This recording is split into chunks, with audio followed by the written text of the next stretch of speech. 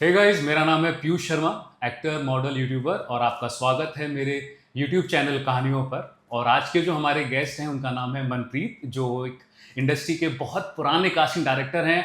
अब आप एड्स की बात करें या फैशन वीक की, और आप फैशन वीक किसी को भी उठा लीजिए, वो लैक्मे हो या कोई और भी। तो आइए जानते हैं मनप्रीत के बारे में।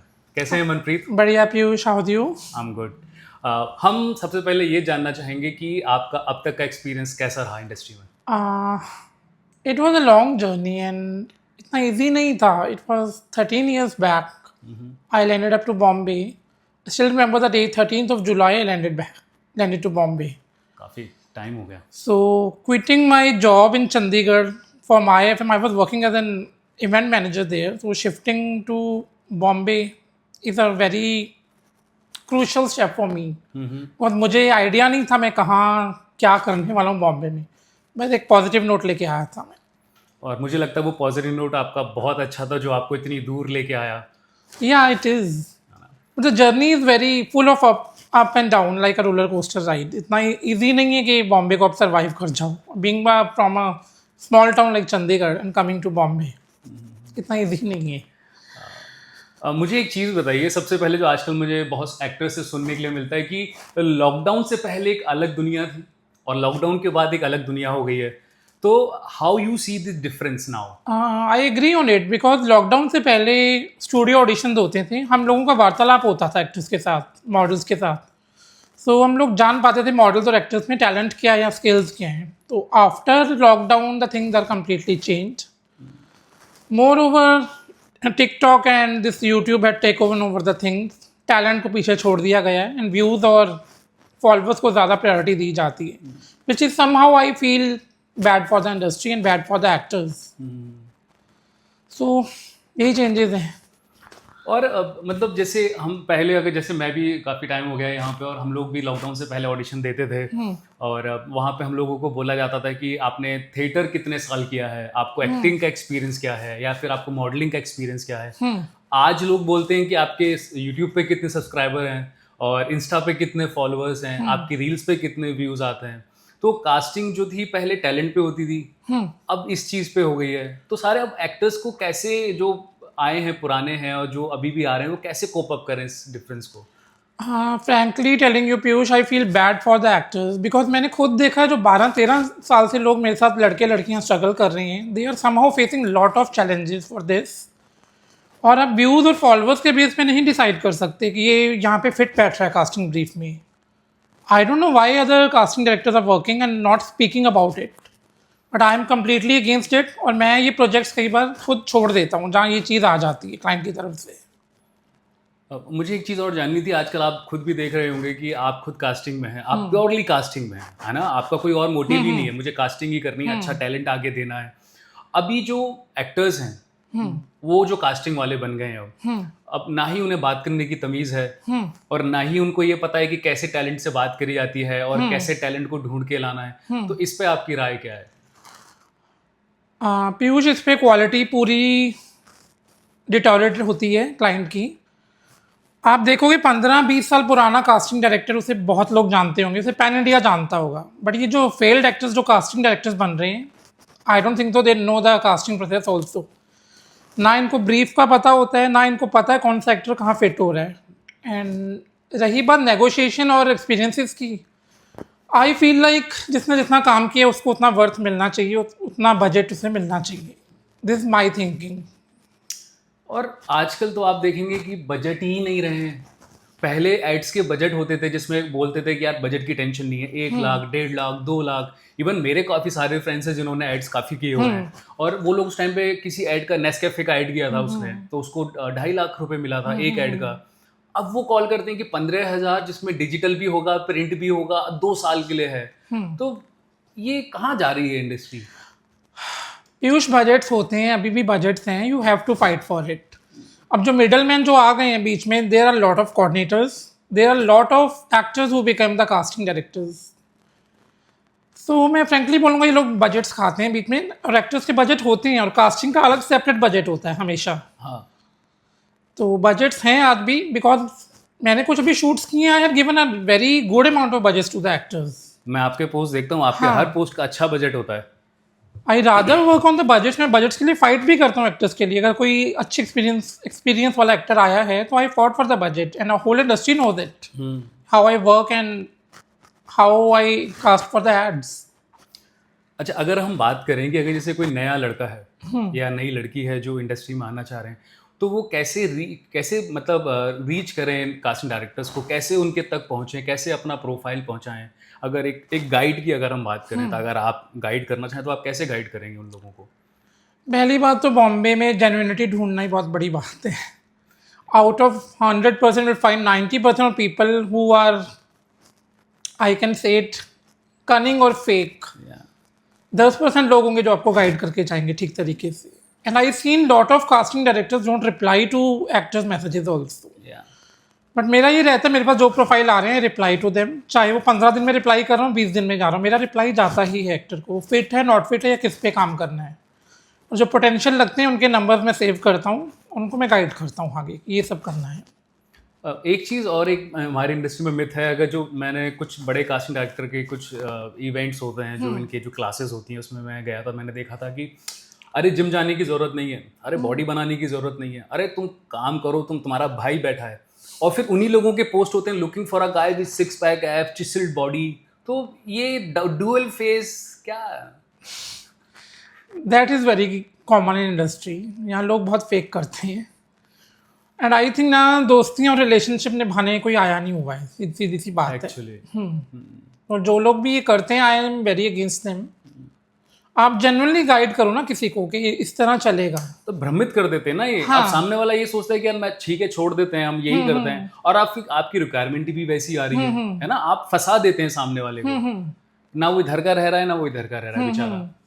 अच्छा, एक चीज़ और, अगर जैसे पहले लॉकडाउन से पहले जो फोलियोज बनते थे, लोग खर्च करते थे लाख लाख 2-2 लाख रुपए, और बड़े बड़े फोलियो वाले जिन लोगों के नाम थे, अगर आपने इनसे फोलियो करा लिया तो आपको काम मिलेगा। अब चीज़ें चेंज हो गई हैं। अब वो बोलते हैं कि सेल्फी खींच के भेज दो। तो और फिर कुछ लोग बोलते हैं नहीं यार, आपके पास तो अच्छे पोलराइड्स नहीं है यार, आपके पास तो अच्छा ये नहीं है।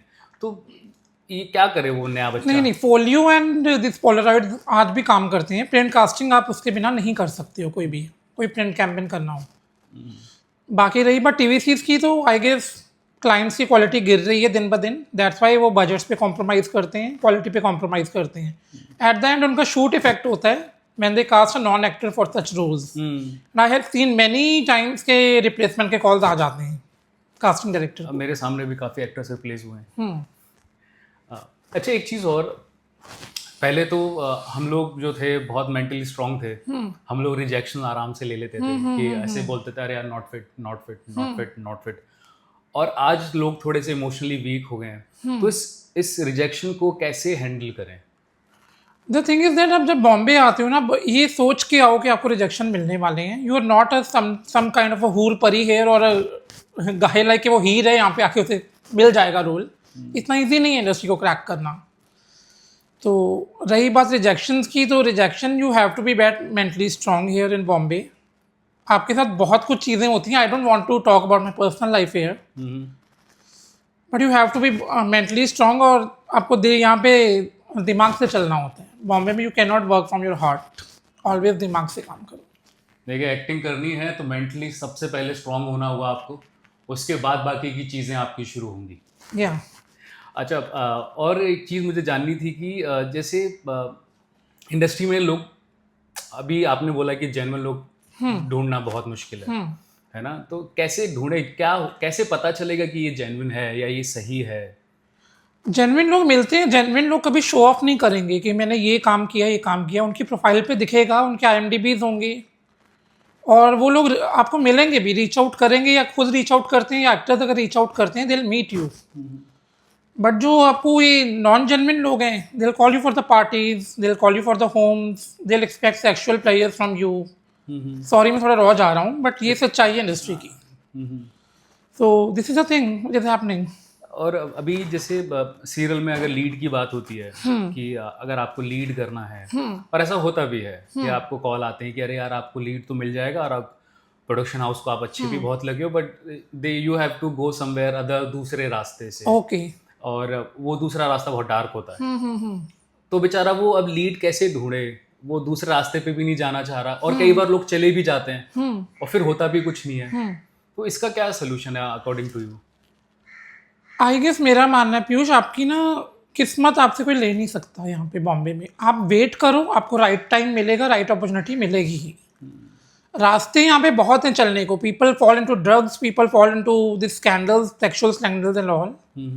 बट जो लोग पेशेंटली वेट कर रहे हैं उन्हें अच्छा काम मिलता है and they are at piece.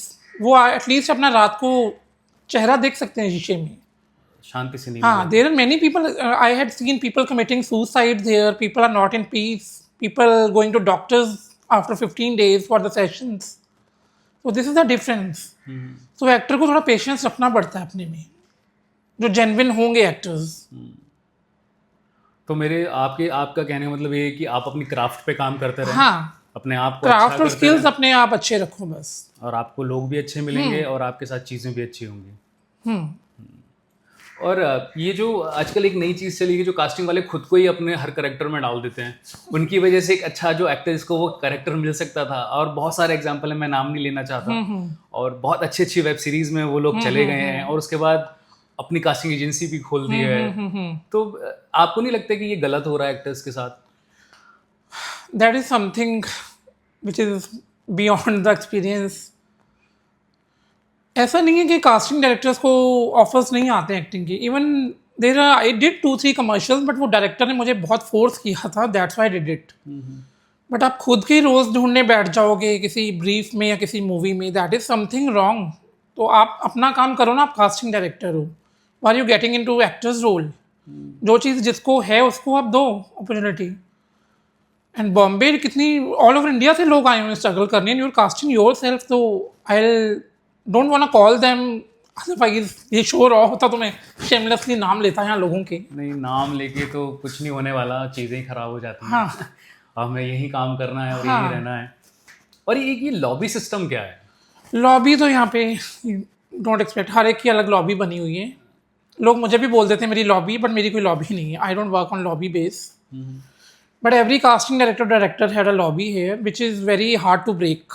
तो दैट्स द रीज़न मैं 13 साल से खाली एड्स ही कर रहा हूँ। मेरे को मूवी कोई ऑफर नहीं हुई है, ना कोई वेब सीरीज ऑफर हुई है। और आजकल ना, मतलब जैसे लीड के लिए बच्चा कोई फाइनल होता है, चीज़ें होती हैं, सब कुछ हो जाता है, डेट्स फिक्स हो जाती हैं, बजट हो जाता है, एंड देन दे कॉल कि अरे यार हमने ना नोन फेस को ले लिया। अरे जब आपको नोन फेस को ही लेना था तो आपने बेचारे को क्यों इतनी उम्मीद, इतनी hope the? That is something wrong, है ना। और इसके लिए कोई आवाज़ भी नहीं उठाता। अगर बाई चांस कोई आवाज़ उठाने की कोशिश भी करे तो उसको फिर दबा देते हैं, है ना, ब्लैक लिस्ट कर देते हैं। और तो क्या करा जाए इन सब चीज़ों के लिए? आई गेस पीयूष यहाँ पे ना यूनिटी नहीं है, ना एक्टर्स में यूनिटी है, ना कास्टिंग डायरेक्टर्स में यूनिटी है। तो nobody wants to speak up against the system. Even 2-3 साल से मैं ट्राई कर रहा था कि यहाँ यूनियन बन जाए कास्टिंग डायरेक्टर्स की, बट आज तक वो फॉर्म नहीं हुई है, because everybody wants to make the money out of them.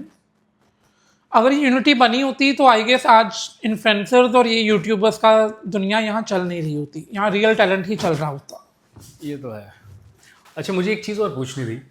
जो कास्टिंग तो हो गया, let's talk about something casting couch. या मतलब आपको एक्टर्स को ही क्यों टारगेट करना इन सब चीज़ों के लिए? काफ़ी सारे लोग हैं मार्केट में जो ऐसे घूम रहे हैं और जो ये काम भी करते हैं, है ना, रेड लाइट एरियाज हैं, ये सब कुछ है। If you have that much of desperation and things, तो आपको एक्टर ही क्यों चाहिए? On this point I want to speak up. ये कास्टिंग डायरेक्टर्स और डायरेक्टर्स थोड़ा गलत करते हैं। They should not mix their personal life with professional, because आप किसी का मजबूरी का फ़ायदा तो मत उठाओ, क्योंकि इतनी होप लेके एक्टर्स आए हुए बॉम्बे में। Bombay is the most expensive city, और अब जब आप ये करते हो कि आप सिलेक्ट करके ये चीज़ें ऑफर करते हो, तो दैट इज़ समथिंग रॉन्ग। आप मेंटल ट्रॉमा से एक एक्टर क्या गुजरता होगा actually. And I don't want to take the names यहाँ पे, बट कुछ एक्टर्स ये सब कर चुके हैं, एक्टर्स की भी गलती है इसमें। तो actors should stop doing it. ये टैलेंट और अपने स्किल्स पे क्यों नहीं काम करते? Why are they going and sleeping around and fucking around with the people here? Actually क्या है ना, वो मैंने एक कहावत सुनी थी कि जिनके सपने बड़े होते हैं और मेहनत करने का मन नहीं होता, तो वो लोग ज़्यादा इन सब चीज़ों पे रहते हैं कि अरे यार मुझे ये बुला ले तो मैं चला जाऊँगा, अरे मुझे वो वाला डायरेक्टर बुला लेना मैं तो चला जाऊँगा उसके पास, और इसी होप में भी बैठे रहते हैं। एंड देन मेरे ख्याल से वो ये बाद में बोल के चले जाते हैं अरे यार बॉम्बे में कुछ नहीं है।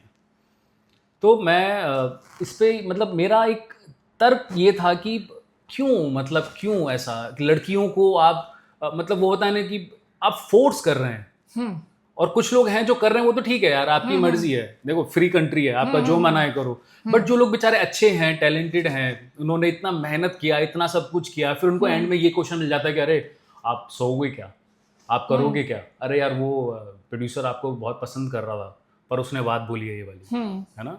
तो ये मुझे लगता है कि अभी बीच में एक मीटू भी करके आया था। Yeah. मीटू में आधे से ज्यादा चीजें फेक थी, है ना, हार्डली एक दो सही लोग थे, उनके चक्कर में आधे सब भीड़ भी आ गए, क्या पता हमें प्रमोशन मिल जाए, हमें काम मिल जाए। इसके ऊपर भी मेरे ख्याल से मुझे ऐसा लगता है कि कुछ होना चाहिए, कुछ एक ऐसा कोई रूल या समथिंग, आई डोंट नो, कुछ तो एक्टर्स के लिए या कास्टिंग वालों के लिए या प्रोड्यूसर्स के लिए या बड़े बड़े एक्टर्स जो हैं आज एक बड़े लेवल पे बैठे हैं, नाम तो क्यों ही लेना है बट है ना।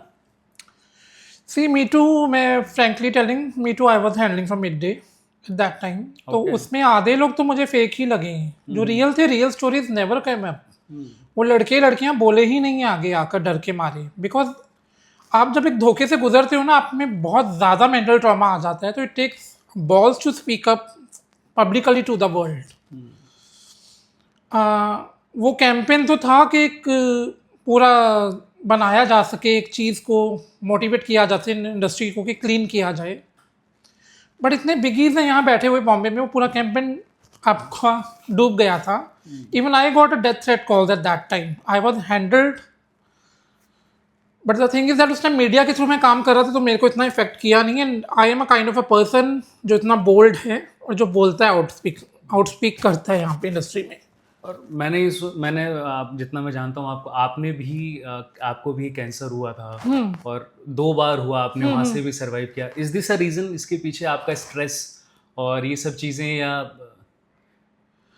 Cancer is a very tough face for me. उस टाइम जो मैंने देखा है ना, बॉम्बे का रियल फेस देखा है, मेरे सो कॉल्ड फ्रेंड्स मुझे छोड़ के गए हैं when I am going through कैमोज एंड ऑल। मैं अकेला थेरेपीज ले रहा हूँ और 3-3 दिन में अपने आप को बेड से खड़ा कर रहा था मीटिंग्स के लिए, and doctors was shock like ये लड़का बहुत ज़िद्दी है, ये लड़का हार नहीं मानेगा इतनी जल्दी। एंड मेरे कुछ उस टाइम पे पर्सनल चीज़ें भी हो रखी थी, तो मेरे को आई गेस यूनिवर्स ने इतना उस टाइम बोल्ड बनाया है कि मैं रॉन्ग को विथस्टैंड नहीं किया। उसके बाद किसी भी मेरे साथ जो भी गलत हुआ है मैं कभी विथस्टैंड नहीं किया हूँ। I had always given them a back. शायद आप इतने स्ट्रांग हैं और यूनिवर्स आपके साथ हमेशा था और आप सच के साथ खड़े रहे, तो शायद इसलिए मुझे लगता है कि आप हर परेशानी, हर चीज़ से आप I will call you a warrior. या पीपल कॉल मी वॉरियर। जो इतना देखने के बाद कैंसर तो नाम सुनते ही डर जाता है आदमी कि हे भगवान, और 2 बार उस चीज़ को फाइट करना एंड वापस आना। I always wish you good health and good luck, and I wish God आपके साथ हमेशा रहे और आप ऐसे ही लोगों के साथ अच्छा काम करते रहें, लोगों को ऐसे ही मोटिवेट करते रहें।